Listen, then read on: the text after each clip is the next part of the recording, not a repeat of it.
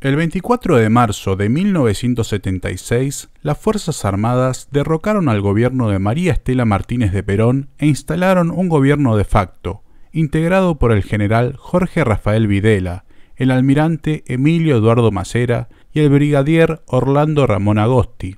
El llamado Proceso de Reorganización Nacional prometía poner fin al caos económico de 1975, restablecer el orden perdido y detener el accionar de las organizaciones armadas y de la AAA. El plan sistemático de represión que la Junta de Comandantes ejecutó en todo el país ya había sido puesto en práctica un año antes en Tucumán, durante el operativo Independencia. Por su parte, los grupos parapoliciales que habían operado en años anteriores fueron absorbidos para participar de la acción antisubversiva. Las tres armas dividieron sus acciones en distintas zonas e incluso existió cierta competencia entre ellas por el control del territorio. La naturaleza de dicha represión fue de tipo terrorista, ya que según el diagnóstico de la Junta, el problema se encontraba en la sociedad misma y en su incapacidad para resolver sus conflictos. La sociedad debía ser disciplinada. Por ello mismo, se renunció a la legalidad y se optó por una guerra irregular contra la población civil y las organizaciones guerrilleras. Asimismo, la elección de la clandestinidad evitaba el riesgo de reacción interna y externa, ya sea tanto de Estados Unidos como del Vaticano. Las operaciones estaban exhaustivamente planeadas y organizadas con el fin de reducir el margen de error y las acciones irresponsables. La recolección de información y las infiltraciones fueron llevadas a cabo tanto por la CIDE como por el Batallón 601. Las órdenes eran dadas por los altos mandos castrenses, bajaban a través de una cadena de mandos y eran ejecutadas por los grupos de tareas, quienes tenían una estructura celular similar a la guerrilla. El aparato burocrático necesario para dicho accionar empleaba un número importante de personas, personal fijo y rotativo. El accionar terrorista del Estado se dividió en 4 fases: secuestro, tortura, clandestinidad y exterminio. Los secuestros se realizaban generalmente de noche, ya fuese en las viviendas de los familiares o en sus trabajos. La destrucción de la personalidad empezaba desde ese mismo momento en el que a la víctima le vendaban los ojos y comenzaba a ser golpeada dentro del automóvil utilizado para su traslado. Seguido al secuestro, seguía el saqueo del hogar del detenido como forma de autofinanciamiento de los grupos de tareas. La tortura sistemática empleaba métodos como la picana, el submarino y las violaciones sexuales. La intención de esta práctica era la entrega de compañeros, lugares de encuentro u objetivos, aunque el fin último era quebrantar la voluntad del detenido y destruir su individualidad.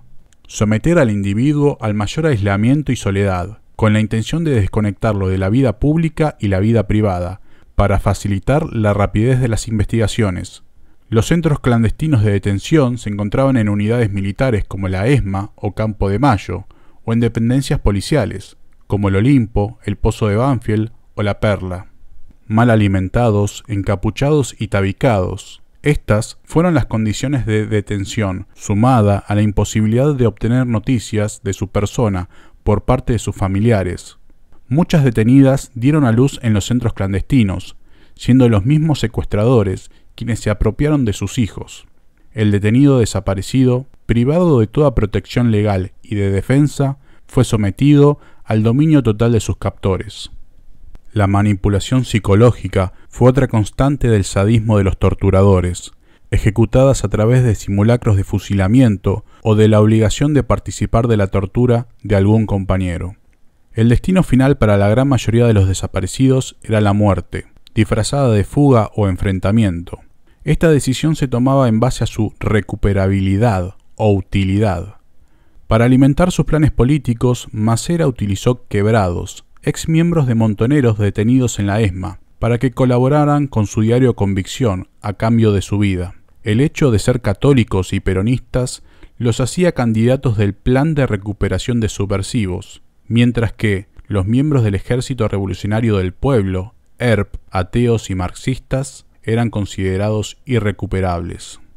Durante los 3 primeros años de la dictadura se produjeron la mayoría de las desapariciones. Para 1978 solo quedaban 7 centros clandestinos de detención, ya que la amenaza de las organizaciones armadas había disminuido considerablemente, aunque no por eso el exterminio finalizó, sino que continuó. La Comisión Interamericana de Derechos Humanos visitó el país en 1979 debido a las acusaciones por violaciones a los derechos humanos realizadas durante el gobierno militar. Abrieron 3 oficinas en todo el país y recibieron 5.580 denuncias de secuestros y desapariciones. Como consecuencia de esta investigación, se elaboró un informe final que se dio a conocer un año después, en forma de libro. De esta manera, se descorría el velo y la condena internacional se hacía notar, lo que provocó preocupación entre los represores por su futuro.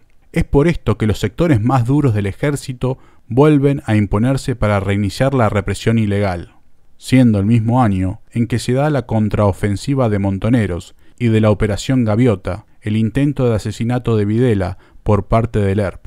La mayoría de los desaparecidos fueron jóvenes de entre 15 y 35 años. Algunos eran miembros de Montoneros y del ERP. No obstante, antes de marzo de 1976, estas organizaciones habían sufrido un gran número de bajas en Monte Chingolo, mientras que sus cúpulas se exiliaron. En la represión ilegal murieron dirigentes gremiales, militantes políticos, sacerdotes, activistas de derechos humanos, abogados de presos políticos, familiares de desaparecidos, periodistas. Algunos de ellos tuvieron relación indirecta con las organizaciones armadas, otros cayeron por ser mencionados en una sesión de tortura o porque su nombre aparecía en la libreta de direcciones de otro detenido. Como también desaparecieron personas cercanas a la dictadura, como Fernando Branca, Héctor Hidalgo Solá o Elena Holmberg.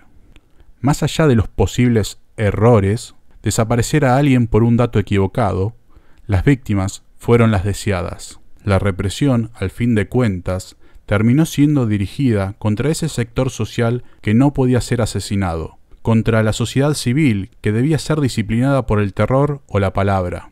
Aquellos que, si bien no tenían simpatías hacia la guerrilla, tampoco las tenían hacia la junta militar ni con los organismos de derechos humanos.